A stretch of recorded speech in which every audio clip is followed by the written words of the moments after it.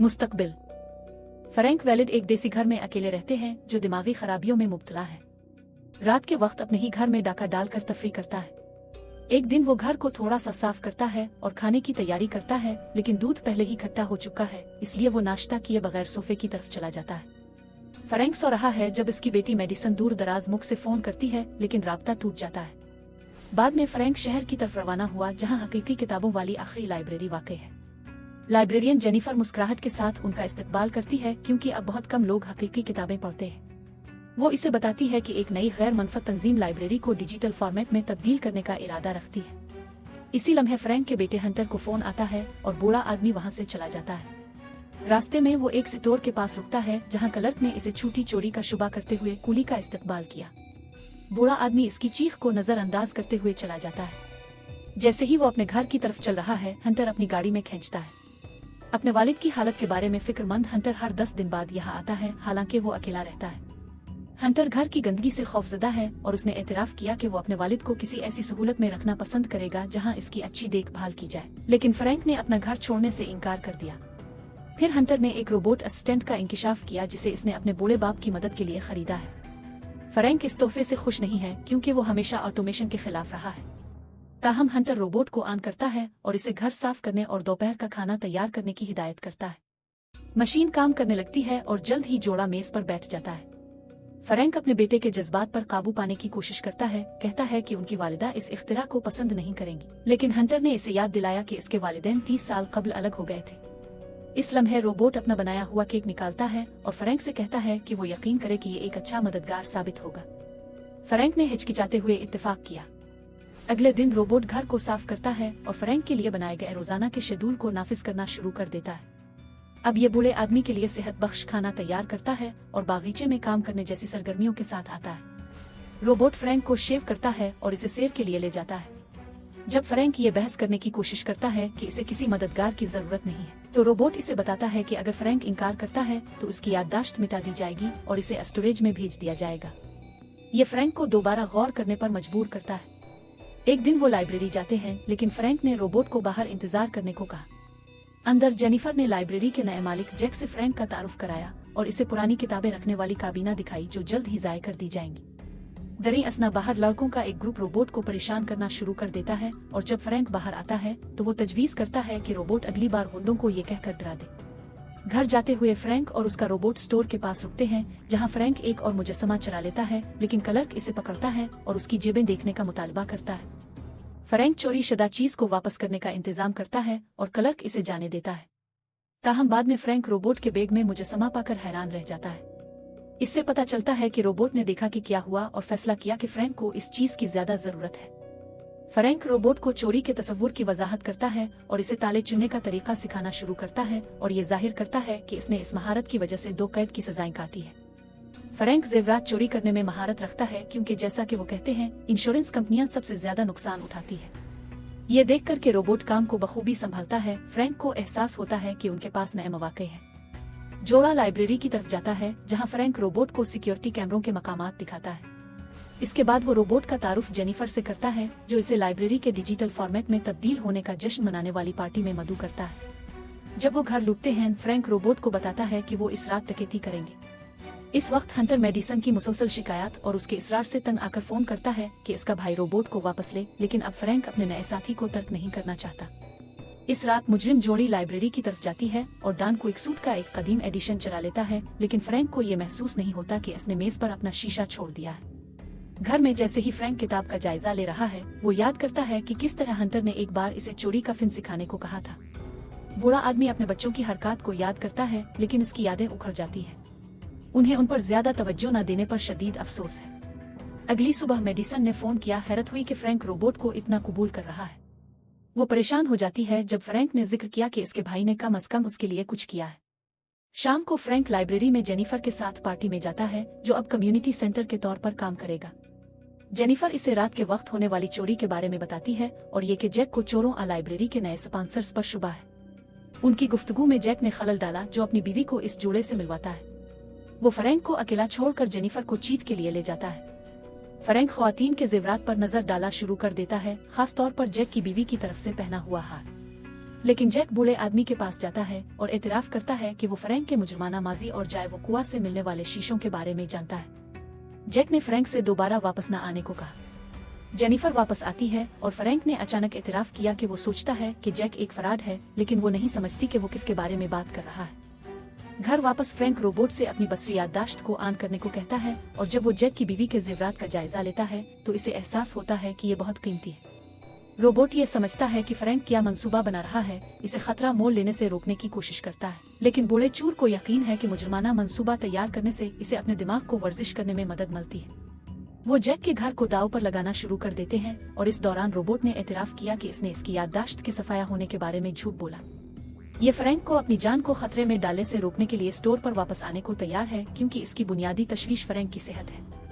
Frank robot के एतराफ से मुतासिर हुआ, इसे कहता है कि इसे कभी याद न दिलाए कि ये जिंदा नहीं है। बाद में फ्रैंक जेनिफर के आने पर डकैती की मंसूबा बंदी शुरू कर देता है। खौफ से इसके नोट देखेगा और पता चलेगा कि वो क्या कर रहा है, इसने अंदर ही खत से इनकार कर दिया। वो इसकी दहलीज पर एक पाई रख कर चली जाती है। अगली सुबह फ्रैंक जेनिफर को किताब वापस करने के लिए लाइब्रेरी जाता है, लेकिन अंदर से मौसीकी की आवाज सुनकर वो मुड़ कर चला जाता है। बाद में वो रोबोट को अपनी जिंदगी के बारे में मजीद बताते हुए जैक के घर को दाव पर लगाता रहा। रोबोट बाग की देखभाल और पकने वाले टमाटरों को पानी देता रहता है। दरी असना मेडिसन घर लौटती है, अपने वालिद को मशीन से छुटकारा दिलाने के लिए कायल करने के लिए पुरज़्म है, जिसे वो इखलाकी तौर पर नाकाबिल कबूल समझती है।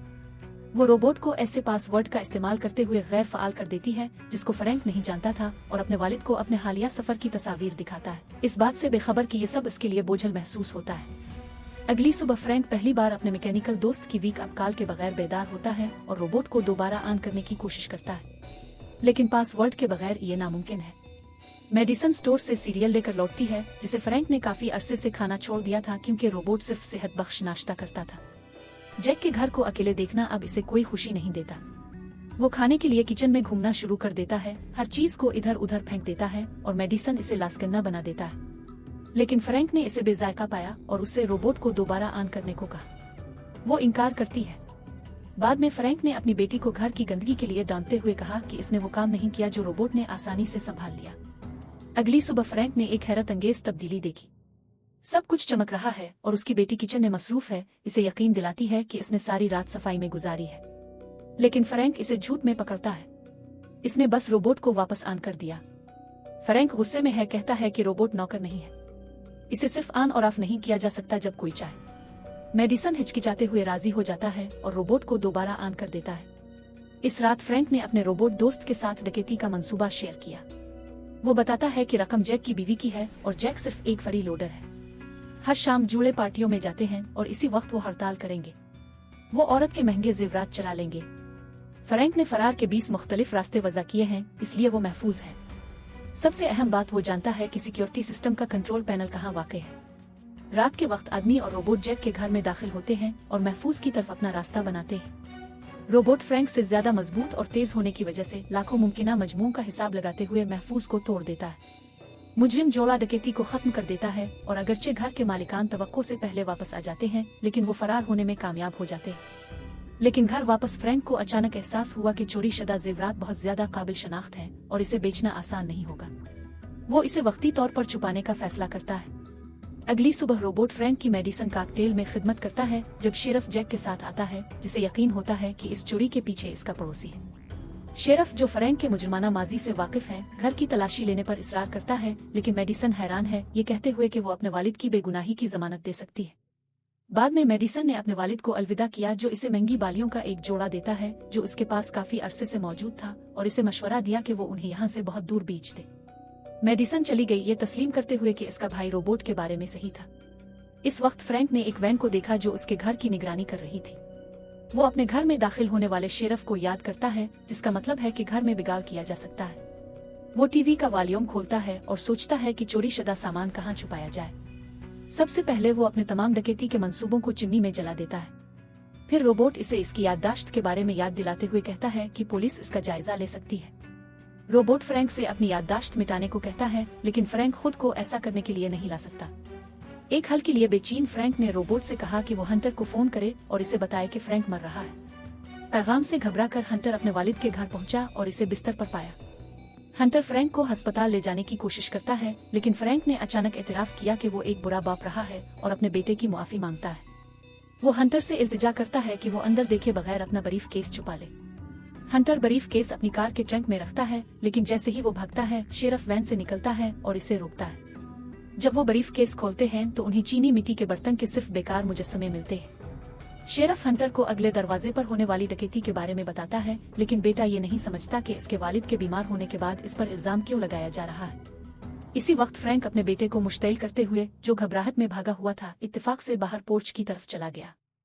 जैक को याद है कि वो हकीकत को नंगा करने के लिए रोबोट की याददाश्त को चेक कर सकते हैं। पुलिस ने रोबोट को घेर लिया, लेकिन ये अचानक ऐलान करता है कि खुद को तबाह करने वाला निजाम फाल हो गया है और उल्टी गिनती शुरू हो जाती है।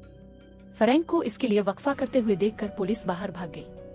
फ्रैंक हंटर की कार स्टार्ट करता है और अपने दोस्त के साथ चला जाता है। रास्ते में रोबोट दोबारा फ्रैंक से कहता है कि वो किसी भी परेशानी से बचने के लिए अपनी याददाश्त को मिटा दे।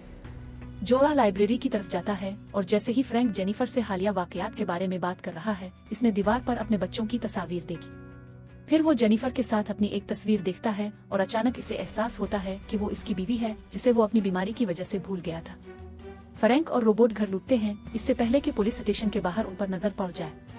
एक बार फिर रोबोट फ्रैंक से अपनी याददाश्त को मिटाने के लिए कहता है, ये कहते हुए कि एक नई शुरुआत के साथ वो एक नई डकैती की मंसूबाबंदी कर सकते हैं।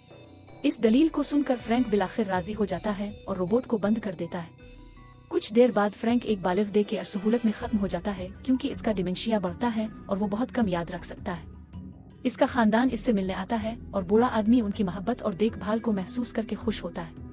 जैसे ही वो अलविदा कहते हैं, इसने हंटर को एक नोट फुसलाया जिसमें इशारा किया गया कि चोरी शुदा जेवरात रोबोट के बनाए हुए बाग में टमाटरों के नीचे दबे हुए हैं। ये फिल्म कोई बड़ी कामयाबी या बड़े पैमाने पर मकबूल नहीं थी, लेकिन ये देखने के काबिल है क्योंकि ये उम्र बढ़ने, खानदानी अकदार और बढ़ते हुए बूढ़े से मुताल्लिक बहुत से मसाइल को हल करती है।